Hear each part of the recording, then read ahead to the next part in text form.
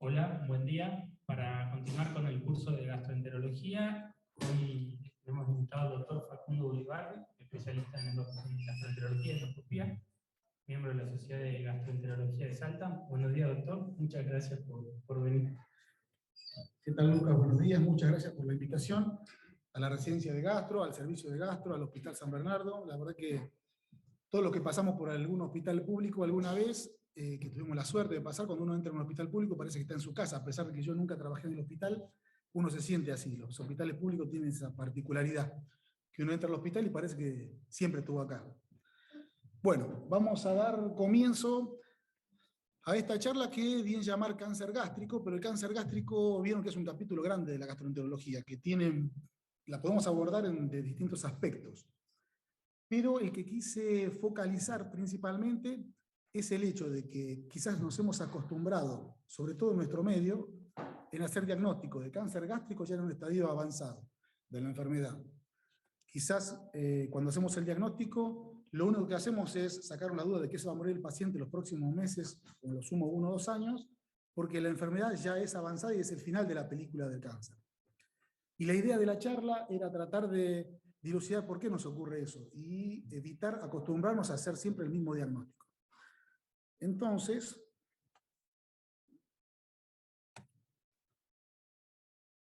para eso planteé algunos objetivos, dividí la charla en 2 partes. La primera parte, un poco más teórica, en relación a la epidemiología, los factores predisponentes, patología y cuadro clínico, como para sentar las bases de la enfermedad.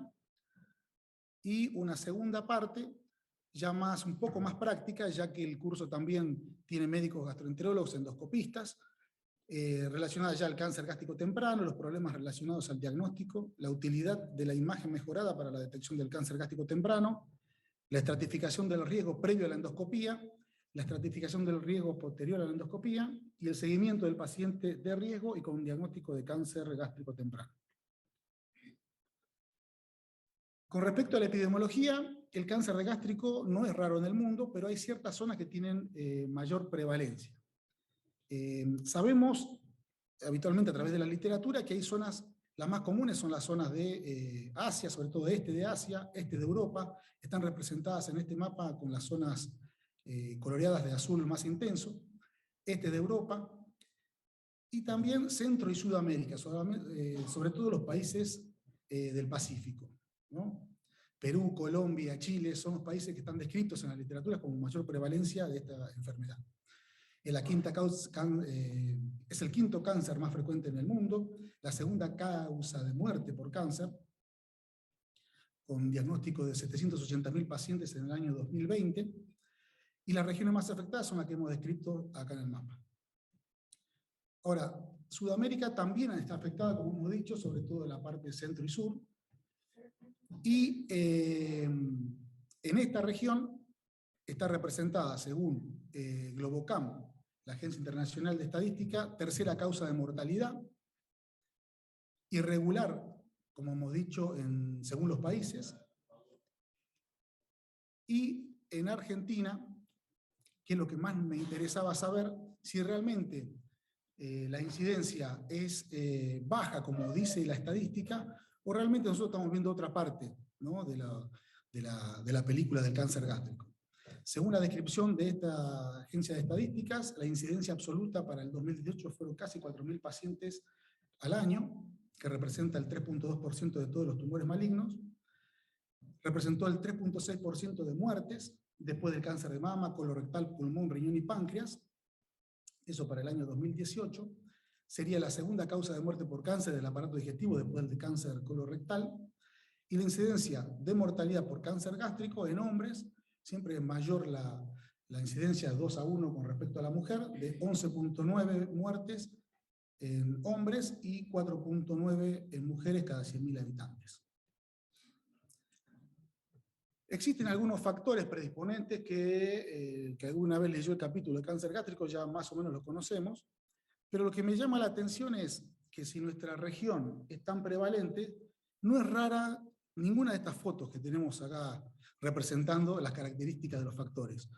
El exceso de consumo de harina, el tabaco, la carne disecada, nuestra región, en Salta en particular, es común que muchas regiones no tienen la posibilidad de mantener los alimentos adecuadamente y se conservan secados al sol y con exceso de sal. Los alimentos ahumados y la pobreza. Todos estos factores están relacionados con el aumento de incidencia de cáncer de estómago. Es decir, que nuestra región debería tener una prevalencia quizás descripta un poco más alta. Otros factores predisponentes, algunos son adquiridos o relacionados a la genética. El Helicobacter pylori.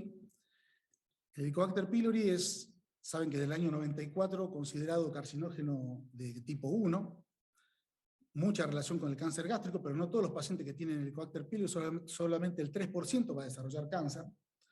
Atrofia, es decir, que no sería el único factor predisponente para el desarrollo de la enfermedad. La atrofia de la mucosa gástrica, enfermedades hereditarias como el cáncer gástrico difuso hereditario, el síndrome de Lynch, más o menos entre 10 y 12% mayor de riesgo, la poliposis adenomatosa familiar, 10 veces más riesgo que la población general, síndrome de Peutz-Jeghers, síndrome de Li-Fraumeni, que son cánceres sobre todo de la juventud. Generalmente los cánceres hereditarios se desarrollan antes que otros tipos de cánceres, sobre todo en la juventud, antes de la tercera década o cuarta década de la vida. Con respecto al virus de Epstein-Barr, se ha encontrado alrededor del 10% de los tejidos de cáncer de estómago la presencia de este virus. Los adenomas gástricos, sobre todo los mayores de 2 centímetros. El cáncer gástrico del muñón. Saben que antes de la llegada de los inhibidores de la bomba de protones y el descubrimiento del Helicobacter como un factor importante de la enfermedad ulceropéptica, muchos pacientes se resolvía la enfermedad mediante la cirugía. 20 o 30 años después, que son los que estamos viendo a partir de hace un tiempo a esta parte, son los pacientes que a partir de ahora comienzan a tener más riesgo, está descrito, de desarrollar cáncer de estómago. Aquellos que han sufrido una cirugía gástrica entre 20 y 30 años antes. Y el grupo sanguíneo A, no se sabe exactamente la relación que tenga con el cáncer gástrico, pero tiene mayor prevalencia, y como la anemia perniciosa como consecuencia de la gastritis crónica atrófica autoinmune. Dentro de la patología, en el año 75 el doctor Pelayo Correa fue el primero en describir o realizar una hipótesis del desarrollo del cáncer gástrico en distintas etapas. Él lo relacionaba con una inflamación de la mucosa gástrica que comenzaba probablemente en la niñez y que por distintos factores, tanto medioambientales como de la persona, en distintas etapas se iba desarrollando, pasando de gastritis crónica, atrofia, metaplasia, displasia y cáncer.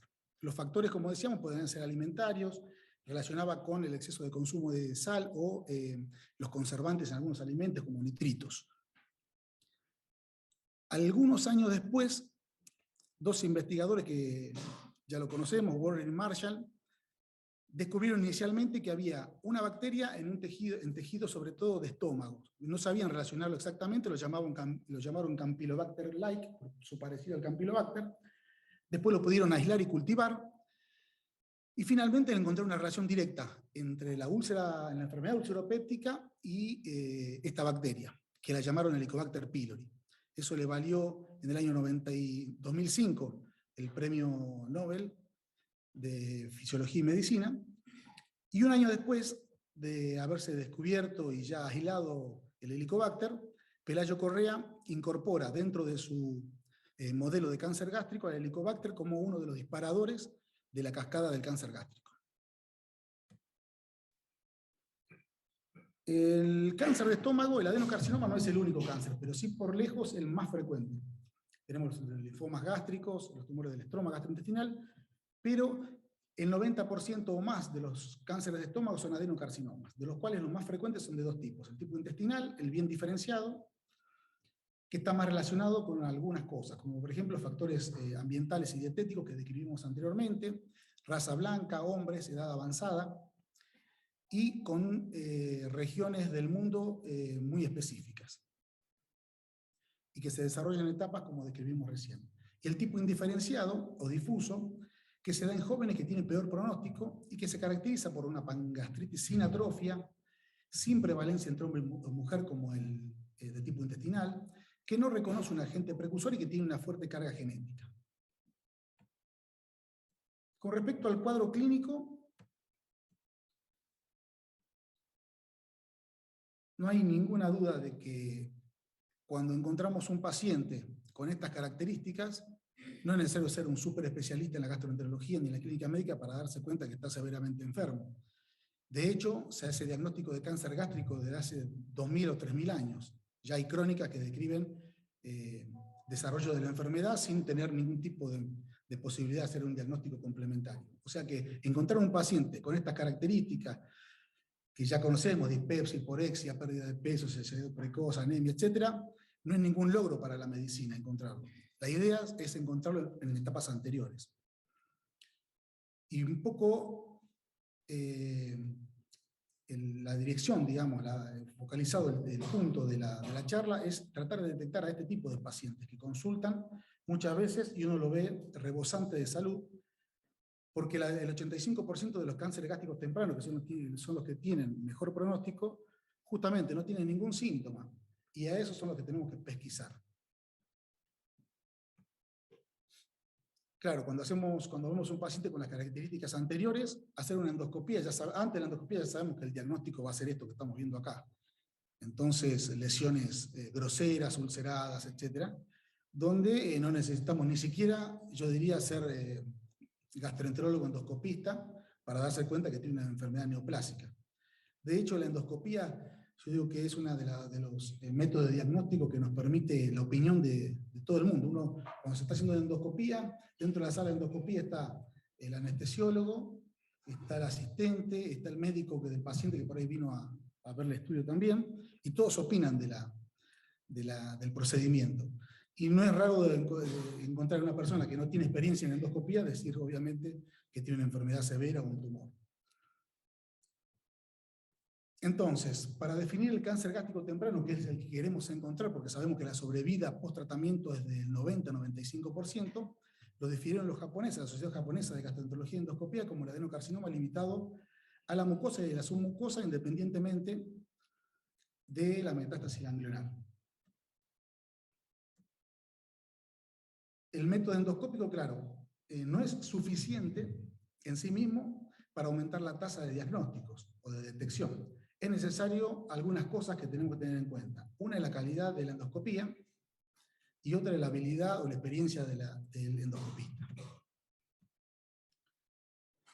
A raíz de eso, si decimos que los diagnósticos estamos acostumbrados a que sean en estadios avanzados, algún problema estamos teniendo. Entonces, me planteo algunos problemas. Uno, saber que nuestro medio no está exento de ser una región con alta tasa de diagnóstico en cáncer de estómago. Sabemos que la sobrevida además de 5 años del cáncer gástrico avanzado es menor de 20%, o sea que es el que no quiero encontrar. Yo quiero encontrar a estos otros, que tienen una posibilidad de sobrevida mayor del 95%, que son los tempranos. Además, otro problema que tenemos es el falso negativo. Esto lo definen los japoneses como el cáncer gástrico detectado dentro de los 3 años posteriores a una endoscopía previa. Encontraron en trabajo el 25% de falsos negativos. Es como el cáncer del intervalo del colon. ¿Se acuerdan que el cáncer de colon, la pesquisa del cáncer de colon es cada 10 años? Si encontramos un cáncer dentro de los 5, es un cáncer de intervalo, se nos escapó en la colonoscopía previa. Esto es más o menos lo mismo. Y han descrito además que los endoscopistas con experiencia menor de 10 años tienen una tasa de falso negativo de 32.4%. Y más de 10 años de 19.5%. Esto, como diría el doctor Salvador es al mejor cazador se le escapa la paloma, porque a todos se les escapa, hasta el más experimentado de los endoscopistas. O sea que no es el único factor que tenemos que tener en cuenta. ¿Por qué perdemos lesiones en una endoscopía? Y ahí viene tratar de resolver este tema. Porque hay áreas de difícil observación. Hay zonas ciegas que ya vamos a ver por qué son zonas ciegas que no podemos encontrar lesiones a pesar de que la estamos observando. Error en la detección. Es decir, aunque es observada, no es reconocida. Y un error en el diagnóstico. Es decir, la estamos viendo, pero la mal diagnosticamos o la mal caracterizamos. Estos problemas los tiene que resolver el endoscopista cuando está haciendo el procedimiento. Para tratar de dilucidar estos problemas o estas inquietudes, hay mucha literatura relacionada al cáncer gástrico temprano, detección, etcétera, y guías de los países que quieran y de los continentes que quieran.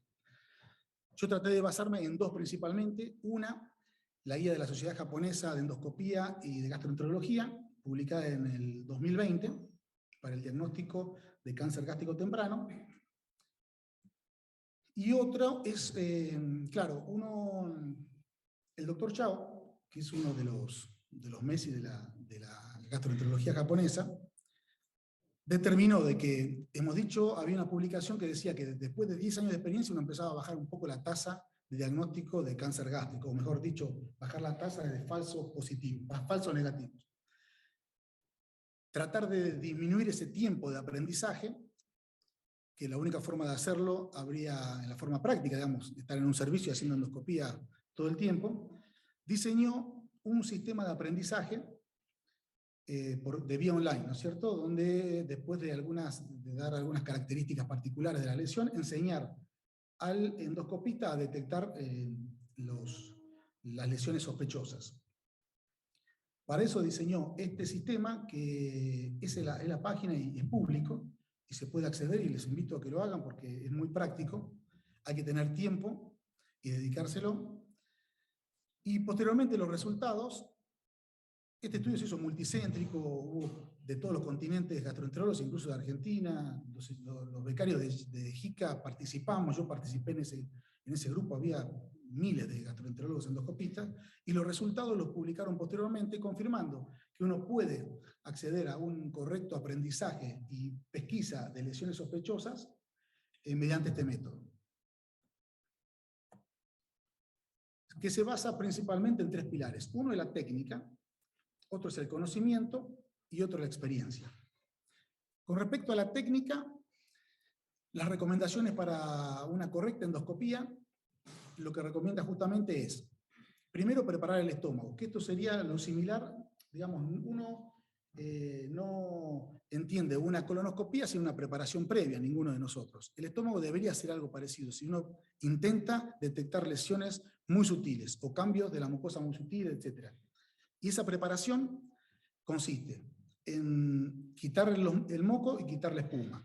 Y con mucolíticos, los japoneses tienen Pronasa, que en nuestro medio no existe, pero sí la N-acetilcisteína, que es el Acemuc, y los antiespumantes, la simeticona. Se hace una solución de 100 o 200 mililitros de agua. 100 miligramos de N-acetilcisteína es medio comprimido aproximadamente de Acemuc, y simeticona 2 mililitros. Esa solución se la damos entre 20 y 30 minutos antes de la endoscopía. También necesitamos que el estómago se quede quieto por algunos minutos. Tratar de disminuir la peristalsis. Con una peristalsis muy hiperactiva se torna dificultoso el estudio, se torna lento y se prolonga. Los anticolinérgicos se utilizan,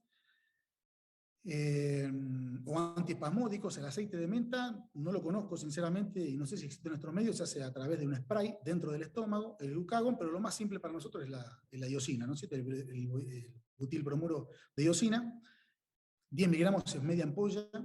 Yo se lo pido al anestesiólogo que se lo induzca con las primeras dosis de propofol, y uno nota inmediatamente en el monitor el efecto tan rápido que tiene con el aumento de la frecuencia cardíaca. Por supuesto que hay que tener los recaudos necesarios para contraindicaciones del paciente, problemas cardíacos, etc. En el tercer punto es la insuflación, y todas estas características o estas recomendaciones son importantes porque la falta de insuflación nos lleva a ingresar al estómago y encontrar esto: un estómago no preparado, con moco, con secreciones, mal distendido, donde no sabemos si hay lesiones por debajo de la espuma, por ejemplo, que sí, por supuesto, lo podemos lavar en el momento de la endoscopía, pero eso prolonga el procedimiento y nunca se lava tan bien como cuando lo hacemos previamente. Y estos serían los resultados de quizás no hacer una preparación previa. Encontrar un estómago con saliva. Mientras más tiempo el paciente espera en la sala de espera, más posibilidades tenemos de encontrar un estómago sucio. Mientras más olor a tostada haya en la sala de espera, más inundado va a estar el estómago. Lleno de saliva, una vez que lo logramos limpiar, encontramos lesiones muy sospechosas, igual con la falta de distensión del estómago, ¿no? Entre pliegues se esconden muchas veces lesiones muy sugestivas de neoplasia.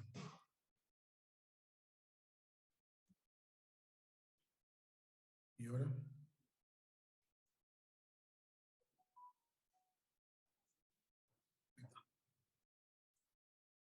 Bueno, este es el estómago que nos gusta encontrar al endoscopista. El estómago que está preparado, que nos permite ya no ocuparnos de la limpieza del estómago, sino solamente en focalizar dónde están las lesiones sospechosas. En relación o comparándolas con la imagen anterior, ustedes se dan cuenta que esto es mucho mejor para pesquisar cambios sutiles, igual que estas otras imágenes con el estómago insuficientemente distendido, en contraposición un estómago correctamente distendido y limpio. Nos hace una endoscopía mucho más rápida. La sedación del paciente también es un punto importante. Yo sé que no siempre uno tiene las posibilidades de tener un anestesiólogo, sobre todo en un hospital público, porque uno también trabajó, pero en lo posible, la sedación sí es un punto importante porque la ansiedad del paciente, la molestia del paciente hace que tenga movimientos involuntarios o voluntarios y que el endoscopista esté más pendiente del malestar que está sufriendo el paciente, de que realmente tratar de pesquisar lesiones pequeñas. Y el tiempo de observación también es importante. Se ha descrito que un mínimo de un procedimiento digestivo alto sería de 8 minutos, ¿no? Dedicándole 2 minutos al esófago, 2 minutos al duodeno, 4 minutos al estómago y 2 minutos o más al esófago si tiene o no Barrett. Eso sería un tiempo mínimo de exploración del estómago, que se ha visto, al igual que el colon, cuando se han estudiado el tiempo de retroceso del estómago, que la tasa de detección es mucho más alta cuando uno se demora más. Otro punto importante es evitar los puntos ciegos. Para eso, como hemos dicho, removemos el moco, insuflamos en forma completa el estómago y lo mapeamos con imágenes. Prestar atención en algunas situaciones o regiones del estómago. Por ejemplo, la curvatura menor, la cara anterior y posterior. La curvatura menor del fundus por detrás del endoscopio. Esta es muchas veces una zona ciega que si no movilizamos y rotamos el endoscopio no podemos perder lesiones en esa región. Y la curvatura mayor del estómago, la calle gástrica que le decían los radiólogos, si no la distendemos bien, como hemos visto, entre pliegues se pueden escapar lesiones. Ahora, una vez que ingresamos al endoscopio del estómago, no es conveniente hacer una exploración anárquica, ¿no? O cada uno que tenga su propia forma de investigar el estómago. La recomendación es seguirlo en forma sistematizada. Esa forma sistematizada, el doctor Yao la recomienda de la siguiente forma. Hacer documentación de 22 regiones del estómago siguiendo un orden. La idea es llegar al estómago, primero focalizarse en el antro. Tampoco es conveniente, si encontramos una lesión, ya quedarnos con la lesión y tratar de describirla, etc. Una vez que encontramos la lesión, continuar revisando el resto del estómago y después, finalmente, antes de culminar el procedimiento, volver a la lesión y tratar de describirla, ¿no? Ver las características, hacer la semiología endoscópica. Las imágenes que recomienda en el sistema de documentación del estómago son 4 imágenes del antro en curvatura menor, mayor, cara anterior y posterior, lo mismo para cuerpo inferior, cuerpo medio, eso en visión frontal o anterógrada. Y en retroflexión, la recomendación 4 imágenes del fundus, también cara anterior, posterior, curvatura menor y mayor, y 3 del cuerpo medio, inferior, y de la incisura angularis con su vertiente anterior y posterior. Esa documentación en la práctica diaria a veces se torna engorroso. Yo en particular lo que hago es, que yo trabajo en la parte privada nada más, el informe va con 6, 8 fotos, las que fuesen necesarias, y aparte hay un archivo del paciente con este sistema de documentación que queda en la computadora. Otro pilar del sistema de aprendizaje decíamos que era el conocimiento. y poner énfasis en 3 aspectos. Uno es la apariencia de la mucosa normal. Si no sabemos qué es lo que es normal, no vamos a saber qué es lo patológico. Por ejemplo, esta imagen de mucosa normal, donde vemos arañas vasculares, que tiene una relación directa con la infección con el Helicobacter pylori. Cuando está presente, cuando está presente, mejor dicho, este tipo de imágenes, la sensibilidad para ausencia del Helicobacter pylori está descrita en 93% y 96.2% de especificidad. Otra imagen normal del estómago, en contraposición con una imagen similar, pero con detección de áreas de atrofia gástrica.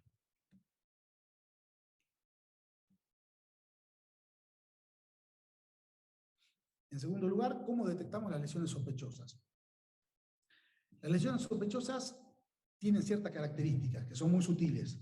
Una son cambios en la superficie, cambios en el color, y otros cambios abruptos en el patrón vascular, el patrón mucoso, cambios en la refracción de la luz, en el brillo, sangrado espontáneo, la morfología de los pliegues, la amputación de los pliegues o engrosamientos, opacidades marcadas de la mucosa. Son todos cambios muy sutiles que si no estamos con un estómago bien preparado y tratando de pesquisar estos tipos de cambios, no lo vamos a encontrar nunca. Por ejemplo, esta imagen que está de la zona del cuerpo inferior, aparentemente en unión con el antro, cara anterior se ve una imagen que podría ser una leve eritema de la circunscripto de la mucosa, pero al acercarse se observa una lesión plana, bien circunscripta, rojiza, eritematosa, con algunos cambios en la superficie, una imagen sospechosa. Esta otra imagen, como ejemplo, también, siempre, fíjense que estas 2 imágenes, ¿no?, de las dos endoscopías, se asientan sobre una mucosa ya atrófica, ¿no?, sobre una gastritis atrófica. Por eso cuando entramos a ver una endoscopía y encontramos atrofia de la mucosa gástrica, ahí es donde se nos tienen que prender algunas alertas. Esta lesión que está resaltada o mejorada en la imagen endoscópica con coloración, donde también se nos puede pasar inadvertido, excepto porque estamos viendo que en esta región hay una ausencia de vasos mucosos, ¿no?, y al acercarnos y teñirlas podemos ver con mucho más detalle las características. Estas también son imágenes similares. Este particular es solamente un cambio muy sutil de la mucosa con cambio de la coloración.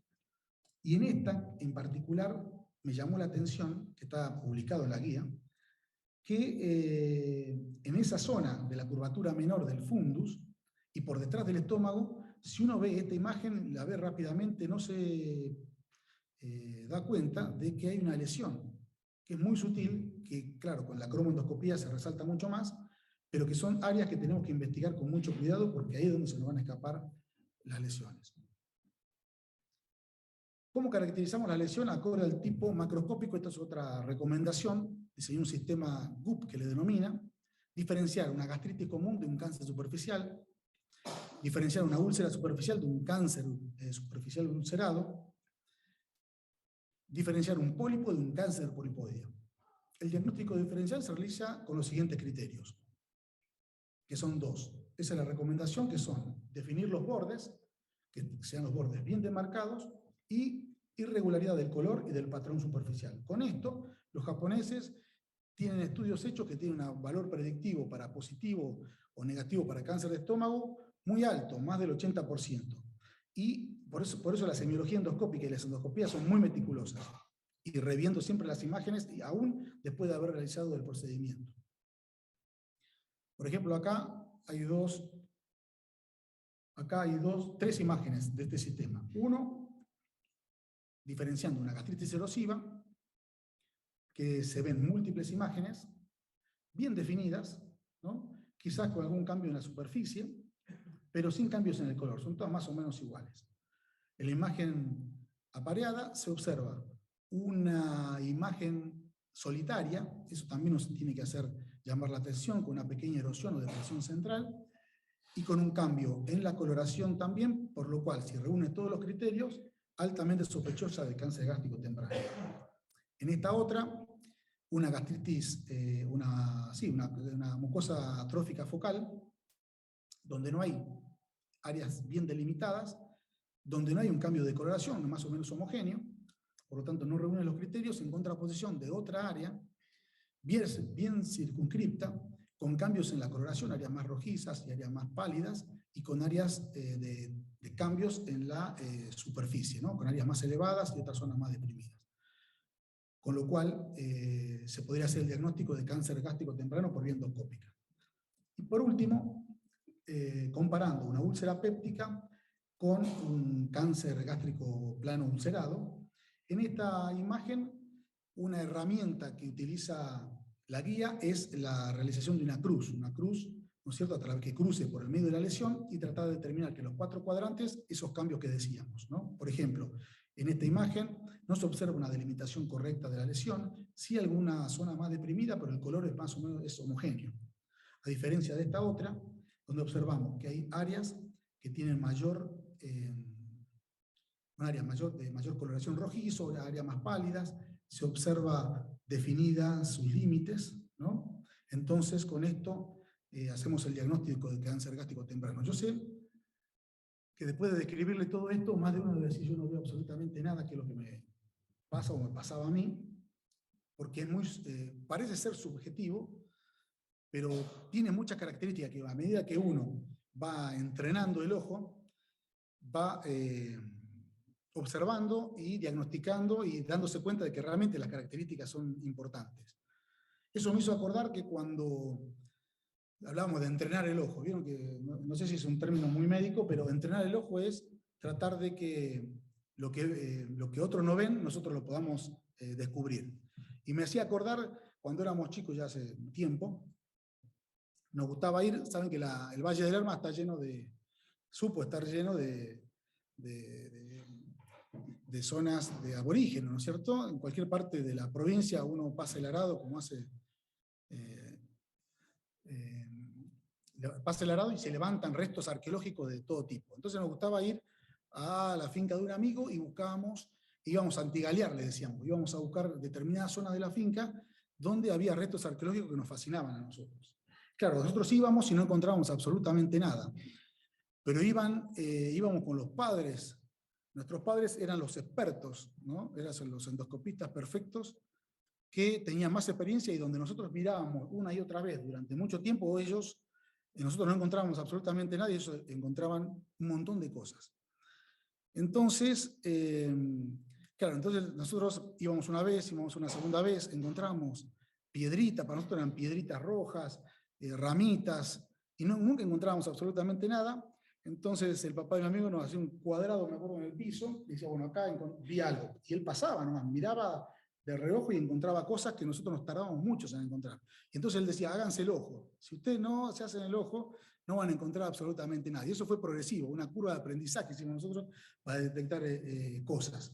Por ejemplo, bueno, esto es un pequeño juego, pero no sé si alcanzan a ver algo en alguna de las fotos porque hay varios restos arqueológicos. Por ejemplo, esto que parece una piedrita roja en realidad es un resto de cerámica, es un pedazo de olla. Y acá en el medio de la foto, acá y acá, por ejemplo acá, en este donde estoy señalando hay una flecha, hay una punta de flecha al lado de una hoja que tiene exactamente la misma forma. La única herramienta que teníamos era un palito. Entonces con el palito evitaba que nos agachemos mucho, entonces con eso removíamos un poco. También nos dábamos cuenta que ver lo de una posición con el sol a la espalda era diferente que si lo veíamos con el sol de frente o si lo teníamos el sol de costado. Lo mismo pasaba con la endoscopía. La imagen cambia mucho si lo focalizamos de frente, en forma tangencial, ¿no? Con más o menos luz o con coloración. Todo eso cambia y nos ayuda a hacer el diagnóstico. Por eso nosotros tenemos más herramientas que un palito, que son todo este cuadro sinóptico de los avances de la endoscopía tecnológicos. Nada supera igual la endoscopía convencional con luz blanca. No obstante, hay algunas herramientas. Quizás las más útiles son los cambios digitales de la coloración o la cromoendoscopía digital, tanto igual como la cromoendoscopía vital, que son los más utilizados. Pero también tenemos magnificación de imagen, también tenemos la endotomografía, etcétera, que son todas técnicas que son útiles, pero el grado de evidencia de que mejore la tasa de diagnósticos es muy baja. Y el grado de recomendación también, el grado D es el grado más bajo de recomendación. O sea que no es necesario tener la alta tecnología, la máxima tecnología disponible, para hacer el diagnóstico de cáncer de estómago. De hecho, los japoneses hacen diagnóstico de cáncer gástrico temprano desde el año 57 con radiografía de doble contraste. Posteriormente seguían haciendo diagnóstico de cáncer gástrico temprano con fibroendoscopio.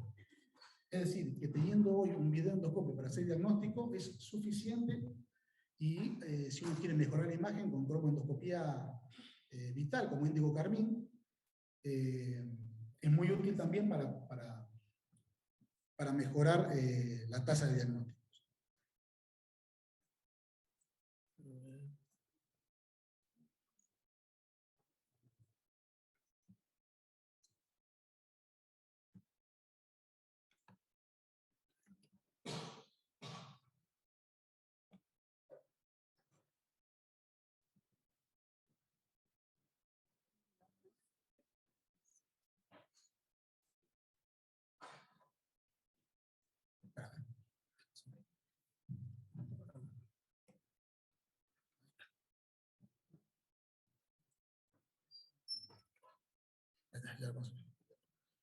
Bueno, entonces, la cromoendoscopía, que puede ser digital, ya incorporada dentro del equipo, y la cromoendoscopía, que podemos utilizar con contraste, el más utilizado, el índigo carmín, que se realiza una dilución y se instila dentro del estómago y tiñe de azul el estómago resaltando las lesiones, o la cromoendoscopía, que según la marca se denomina de distintas formas y tienen distintas características, el NBI, la iScan y el FAI según la marca.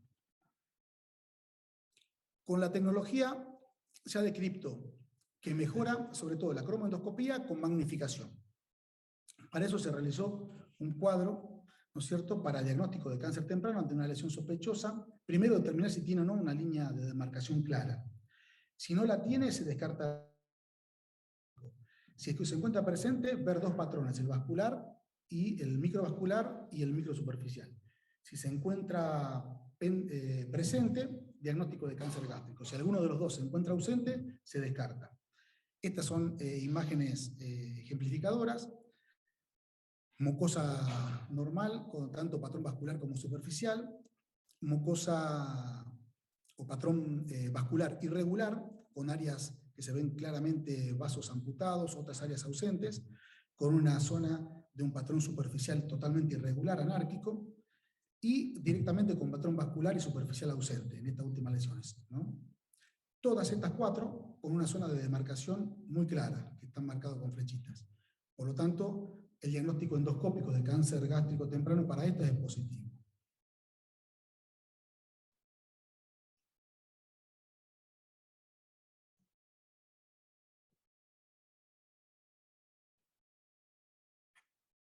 Bueno.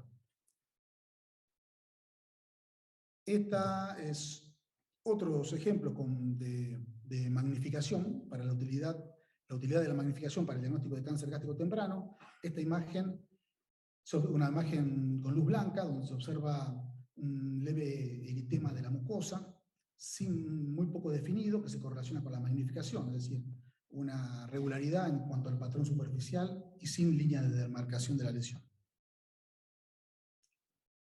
No sé si apretar este o esto, para pasarlo.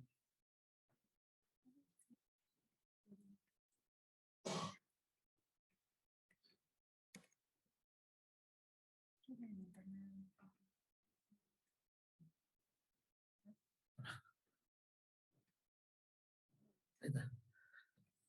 Por lo tanto, en esta primera imagen no reúne los criterios necesarios para el diagnóstico. En esta segunda imagen vemos una lesión bien circunscripta, con imagen con luz blanca, ¿no?, sin magnificación. Eritematosa, bien definida, un patrón superficial aparentemente irregular por una zona elevada, pero en la magnificación se observa una correcta línea de demarcación, pero con un patrón superficial y vascular regular. Por lo tanto, diagnóstico endoscópico de cáncer gástrico temprano negativo. Y en esta última, una lesión bien circunscripta en la rama la vertiente anterior de la lisura angular, que en la magnificación se correlaciona con una correcta línea de demarcación y con irregularidad del patrón vascular y superficial. Por lo tanto, esta imagen endoscópica tiene una tasa alta para probabilidad de cáncer gástrico temprano. Por supuesto que todo esto se tiene que correlacionar con el diagnóstico histológico, ¿no es cierto? ¿Qué rol tiene la ecoendoscopía en el diagnóstico de cáncer gástrico temprano? Se ha observado que comparando la endoscopía convencional con la ecoendoscopía fue superior la endoscopía convencional que la ecoendoscopía. De todas formas, tiene un rol importante, sobre todo en las lesiones que son difíciles de caracterizar y de determinar. Por lo tanto, la ecoendoscopía puede ser útil sobre todo para la posibilidad de tratamiento que le vamos a brindar al paciente. Debemos estratificar el riesgo previo a una endoscopía. ¿Cómo lo estratificamos al riesgo? Por un lado, los antecedentes que habíamos descrito anteriormente, el excesivo consumo de sal, frutas, etc. En segundo lugar, los antecedentes familiares, la presencia de alguna enfermedad hereditaria, cirugía, etc. Y la presencia del Helicobacter pylori previo también aumenta el riesgo, aunque ya haya sido tratado. Y la estratificación es importante después de realizar la endoscopía, porque podemos encontrar lesiones más características, que son otras también, pero estas son las más comunes de encontrar. La atrofia gástrica, la gastritis nodular, con relación al Helicobacter pylori, el engrosamiento de los pliegues y la presencia de áreas de metaplasia, ¿no? Que se ven como lesiones planas, blanquecinas. Por supuesto que también tiene importancia la extensión de cada una de las lesiones, ¿no? Cuánto ocupan dentro del estómago. Hay clasificaciones, digamos, para determinar la extensión exacta. Entonces, determinamos el paciente, lo estratificamos previamente de la endoscopía, hacemos la endoscopía, no encontramos cáncer, estratificamos ahora, luego de la endoscopía, si encontramos alguna lesión, tampoco la encontramos, este paciente es de bajo riesgo y no necesita un seguimiento endoscópico. Ahora, luego de la primera, en el caso de encontrar luego de la estratificación del riesgo, alguna enfermedad o lesión de riesgo, pasa a la columna del cáncer, donde luego del tratamiento los pacientes siguen un seguimiento o entran en un plan de seguimiento endoscópico para el paciente de alto riesgo de 1 a 3 años y para el paciente con cáncer gástrico temprano ya tratado 1 vez por año. Bueno, ya por suerte estamos terminando. Ya varios están como Belisario cuando lo llevaba al colegio y yo le hablaba de la importancia del estudio y él me escuchaba atentamente. La región es, primera conclusión, región con alta prevalencia de cáncer gástrico, o sea que no nos podemos hacer los distraídos ya que en Salta no vemos cáncer porque todos los días lo vemos, pero lo que pasa es que no lo hablamos, o lo hablamos de café. Sabemos que hay mucha patología relacionada al cáncer gástrico. Cada endoscopía es el momento ideal para hacer pesquisa de cáncer gástrico temprano. Es decir, que luego de estratificarlo y todo lo que quieran, pero todas las endoscopías sería el momento ideal. El conocimiento y el entrenamiento para encontrar lesiones sospechosas y poder caracterizarlas, ¿no? Estudiar y quizás hacer, le recomiendo ese sistema de aprendizaje que es muy interesante. No tener la última tecnología tampoco nos excusa de un falso negativo. Es decir, no, lo que pasa es que yo no tengo magnificación o yo no tengo cromoendoscopía, absolutamente falso. Cualquier endoscopía, como hemos dicho, los japoneses hacían diagnóstico con fibroscopio. Es cuestión de ponerle voluntad. Segundo cuadro de conclusiones, focalizar el entrenamiento en la detección de lesiones neoplásicas tempranas, no en las avanzadas porque esa la diagnostica cualquiera. Preparación del estómago. Ya vieron las diferencias que hay entre un estómago preparado y no preparado. Yo sé que hay que tomarse el tiempo porque llegó sobre la hora el paciente, yo estoy apurado, tuve la posibilidad de conseguir los antiespumantes o los antimucolíticos previamente, entonces la endoscopía como viene. Bueno, prepararse para recibir al paciente. La sedación apropiada siempre que se pueda, la examinación sistemática, ¿sí? Seguir la examinación del estómago no en forma anárica, sino tener más o menos una correlación de estudiar el estómago, y siempre de la misma forma, y el tiempo de examinación ya sabemos que también es importante. La calidad del conocimiento, entrenamiento y examinación en endoscopía alta ha sido descuidada en comparación con la colonoscopía, y eso creo que es relevante. Hablamos mucho de la colonoscopía, de cómo hay que hacer el procedimiento, de cuánto tiempo tenemos que retroceder luego de haber llegado al ciego, de cómo lo vamos a preparar y discutimos cuál es la mejor preparación, en qué momento hay que darle. Nunca hablamos de esto que hemos hablado ahora, que hay que preparar el estómago, porque mejora mucho, ya sabemos, y nos hemos dado cuenta por la documentación que encontramos, de que preparar y darle tiempo al estómago y focalizarnos. La técnica endoscópica alta no es una técnica compleja. Los que ya empezaron a hacer endoscopía y los que ya hacen endoscopía, es cuestión de meter una manguera por la boca, digamos, no tiene más ciencia que esa. Tratar de no romper nada y con eso es suficiente. Y de hecho es muy generosa, como decíamos, porque en la sala de endoscopía lo tenemos al anestesiólogo que opina. A veces siempre me hace acordar, ¿vieron el sketch ese de Hablemos sin saber? Que era maravilloso, que todos hablaban de un tema, pero nadie sabía así, pero de hecho hay cosas que, de hecho, para mí las dos personas que más saben dentro de una sala de endoscopía, la que más sabe primero es el asistente, que le sugiero tener siempre la misma asistente. A mí me fascina cuando mi asistente encuentra una lesión que yo no vi. Doctor, fíjese un pólipo, eso para mí es un gol mío en realidad, ¿no? Porque ella está, ¿no es cierto?, pesquisando cosas que a mí se me están pasando. Y después el endoscopista, que es el responsable del procedimiento. Pero digamos, es tan generoso que permite que todos opinen. Pero la idea es prepararse, ¿no es cierto? Prepararse, entrenar el ojo, como decía Coco, el papá de mi amigo, entrénense el ojo, si no, no van a encontrar nunca nada.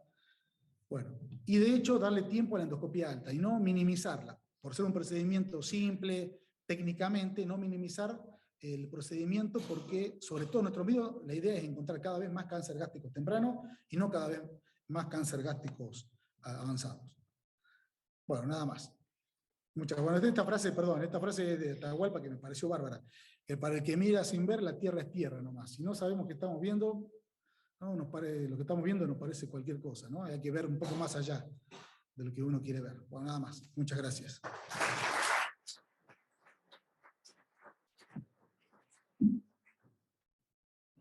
No sé si tiene algún comentario, pregunta, lo que fuese. Bueno, muchas gracias, doctor. La verdad es que es muy buena la presentación y un tema súper importante que vemos también mucho, o la idea es ver en realidad más cuando se trata de lesiones tempranas, ¿no? Preguntarte un poco, si bien hablaste un poco de la ecoendoscopía, sabiendo que a la hora de caracterizar una lesión temprana que puede ser resolución endoscópica, si crees que la ecoendoscopía, y ahora que hay en Salta, puede llegar a ser un cambio a la hora del tratamiento o el manejo de esta lesión.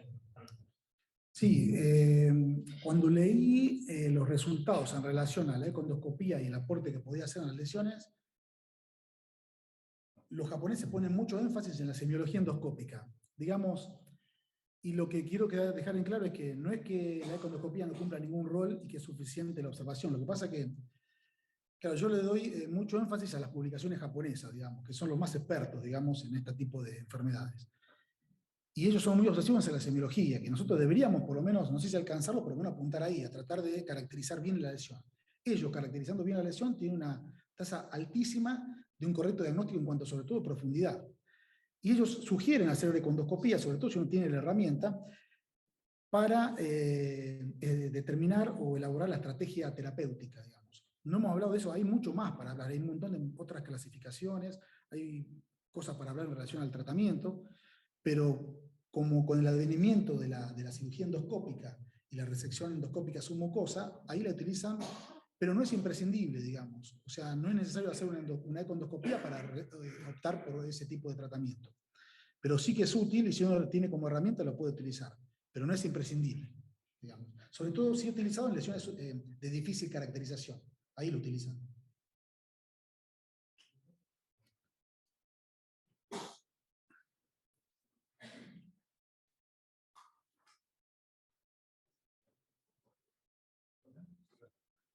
Anda, comete.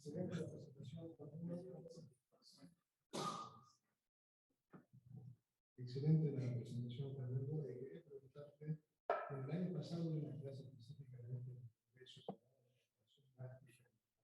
de alta calidad. Y quería preguntarte si en la práctica lo aplicas en todos los casos, inclusive pacientes internados, y si, porque también en esta clase el año pasado eso se hablaba que se aplicaba menos del 80, menos del 20% de las veces la preparación gástrica en la endoscopía gestional. ¿Cuál es tu experiencia? ¿Qué opinas?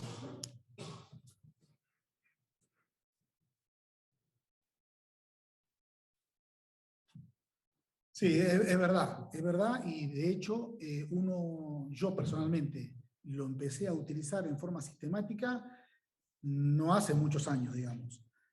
Claro, uno lo va sistematizando en la práctica diaria cuando lo incorpora, digamos, cuando lo incorpora como parte del procedimiento.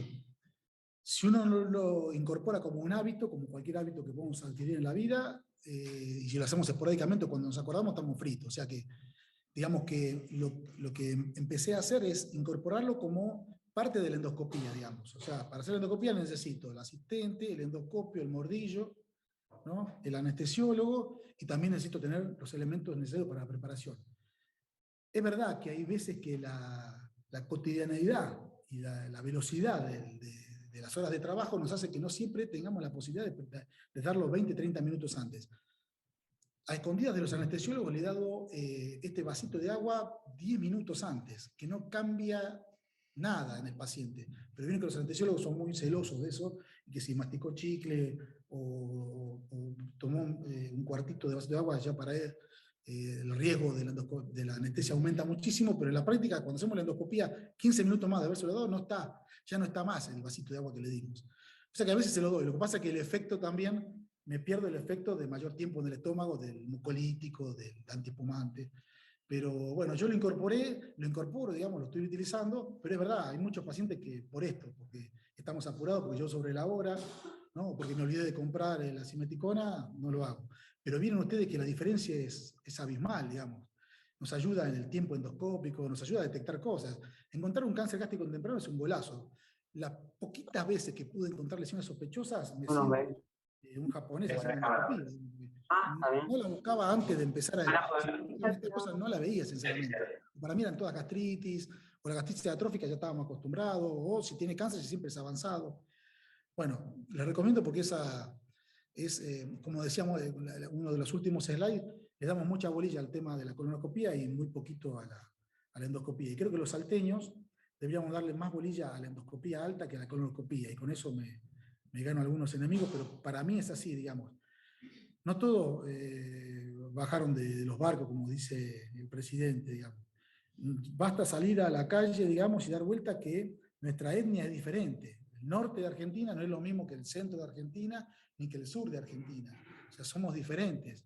Por lo tanto, las guías de Buenos Aires, que son la copia de las europeas o de las americanas, norteamericanas, para Salta para mí es diferente, porque las costumbres son distintas, la geografía es distinta, tenemos arsénico en el agua, tenemos zonas de altura donde comen charqui todo el tiempo. Entonces, está bárbaro. Es verdad que el cáncer de colon es una patología frecuente, pero yo le pongo mucho énfasis al tema del cáncer de estómago, ¿no? Y por eso empecé a leer mucho más, porque en la práctica nos estamos dando cuenta que es así.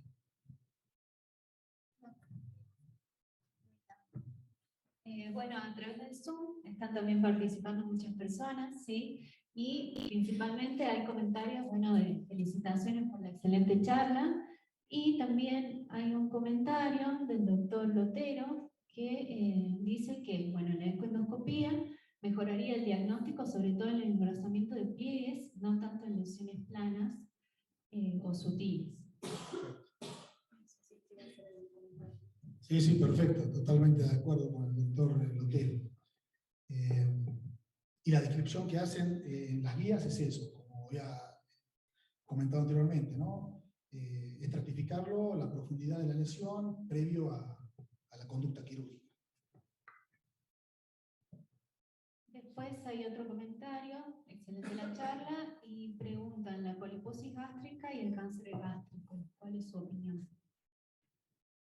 Con respecto a los pólipos gástricos, poliposis gástrica en relación a la poliposis adenomatosa familiar, eso ya hemos dicho de que tienen 10 veces más riesgo de cáncer de estómago. Ahora, los pólipos fúngicos y los pólipos hiperplásicos. Los pólipos hiperplásicos relacionados con Helicobacter pylori no tienen relación directa con el cáncer de estómago, pero sí tener en cuenta que los de mayor tamaño tienen mayor riesgo, lo mismo que los pólipos esporádicos o fúngicos, mejor dicho, que están relacionados con tratamiento crónico con inhibidores de la bomba de protones. Muchos de ellos, después de cierto tamaño, algunos pueden llegar a tener algún grado de displasia, por eso la recomendación es pesquisarlos y los de mayor tamaño resecarlos y estudiarlos. Ante la presencia de displasia, bueno, sería un paciente de riesgo. Bueno, muchas gracias, doctor. La verdad, impecable, muy buena la presentación. Gracias por haberlo.